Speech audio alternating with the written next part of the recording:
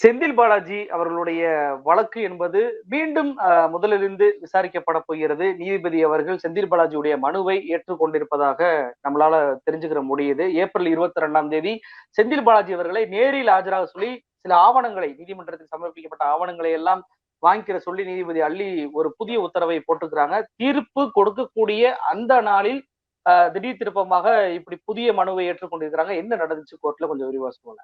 செந்தில் பாலாஜி வழக்கை பொறுத்தவரையில 33 முறை காவல் நீட்டிப்பு என்பது செய்யப்பட்டிருக்கு. இந்த 33 முறையும் யாருக்கு அவகாசம் வழங்கப்பட்டது என்று சொன்னால், என்போர்ஸ்மெண்ட் டைரக்டரேட் என்று சொல்லப்படுகிற அமலாக்கத்துறைக்கு தான் அவகாசம் வழங்கப்பட்டது. ஏனென்று சொன்னால், செந்தில் பாலாஜி பல முறை ஜாமீன் கேட்டு தாக்கல் செய்த மனுக்களை எல்லாம் அவர்கள் புறக்கணித்தார்கள்.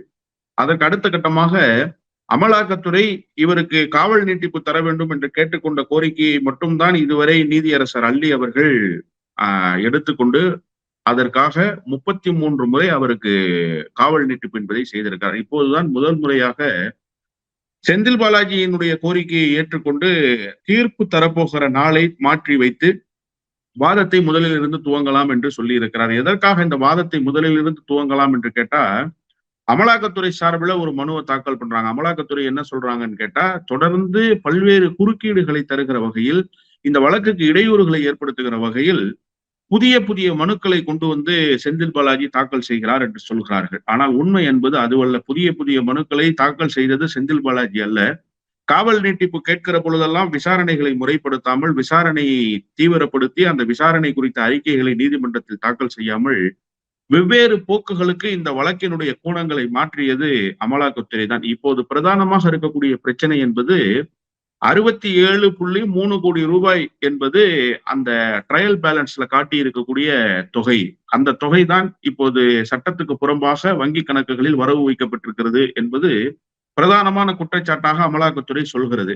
ஆனால் அமலாக்கத்துறை சொல்கிற குற்றச்சாட்டு, அமலாக்கத்துறை தருகிற ஆவணங்களும் வங்கியின் சார்பில் தருகிற ஆவணங்களுக்குமான எண்ணிக்கை என்பது வேறுபாடாக இருக்கிறது என்று செந்தில் பாலாஜி தரப்பிலே ஒரு குற்றச்சாட்டை வைக்கிறார்கள். அதற்கு அமலாக்கத்துறை பதிலளிக்கவில்லை. அமலாக்கத்துறை எங்கிருந்து ஆவணங்களை திரட்ட முடியும்? சட்டவிரோதமான பண பரிவர்த்தனை நடந்திருக்கிறது என்று சொன்னால் வங்கியினுடைய ஆவணங்களை வைத்துத்தான் சட்டவிரோதமான பண பரிவர்த்தனை என்பதை அவர்கள் முடிவு செய்ய முடியும். அந்த ஆவணங்களை வங்கி தான் தர வேண்டும். ஆனால் அடிப்படை ஆதாரமாக இருக்கக்கூடிய வங்கியினுடைய ஆவணங்களில் குறிப்பிடப்பட்டிருக்கிற தொகைக்கும் அமலாக்கத்துறை வழக்கு பதிவு செய்யும் போது குறிப்பிடப்பட்டிருக்கிற தொகைக்கும் மிகப்பெரிய வேறுபாடு இருக்கிறது என்று செந்தில் பாலாஜி தரப்பிலே வாதங்களை முன்வைக்கிறார்கள்.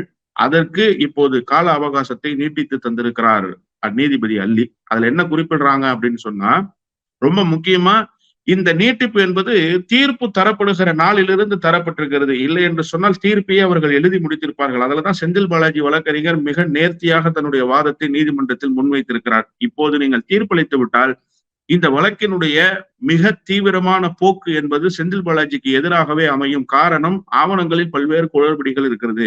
எனவே நீதிபதி உத்தரவு பிறப்பித்து காவல்துறை அமலாக்கத்துறைக்கு அந்த ஆவணங்களை தந்த வங்கியிடமிருந்தே நேரடியாக ஆவணங்களை பெற்று 2 ஆவணங்களையும் செந்தில் பாலாஜிக்கு ஒப்படைக்க வேண்டும் என்று சொல்லி இருக்கிறார்கள்.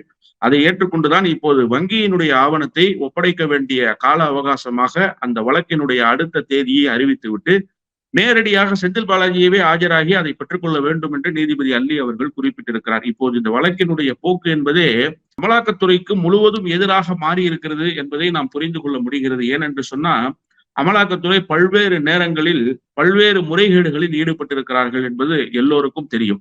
முதலாவதாக, பதிவு செய்யப்பட்ட ஆவணங்கள், அவரிடத்துல நேரடியாக பெறப்பட்ட வாக்குமூலங்கள், இவற்றையெல்லாம் பதிவு செய்த பென்டிரைவு காணா போச்சுன்னு சொல்லி ஒரு குற்றச்சாட்டை சொன்னாங்க. அதற்கு அடுத்த கட்டமாக டெல்லியில நடந்த வழக்கையும் இதோடு ஒப்பிட்டு பார்க்க வேண்டி இருக்கிறது.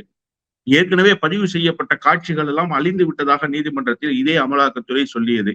இப்போ இந்த ஆவணங்களை எல்லாம் திருத்துகிற வேலையை செய்திருக்கிறதா அமலாக்கத்துறை என்கிற மிகப்பெரிய கேள்வி இப்போது நீதிபதிகளுக்கே எழுந்திருக்கிறது என்பதுதான் இப்போது அவர்கள் கொடுத்திருக்கிற அவகாசத்தின் மூலமாக இந்த நேரடியாக ஆஜராக வேண்டும் என்று உத்தரவுகளை செந்தில் பாலாஜி அவருக்கு பிறப்பித்ததன் மூலமாக நாம் புரிந்து கொள்ள முடிகிற செய்தி.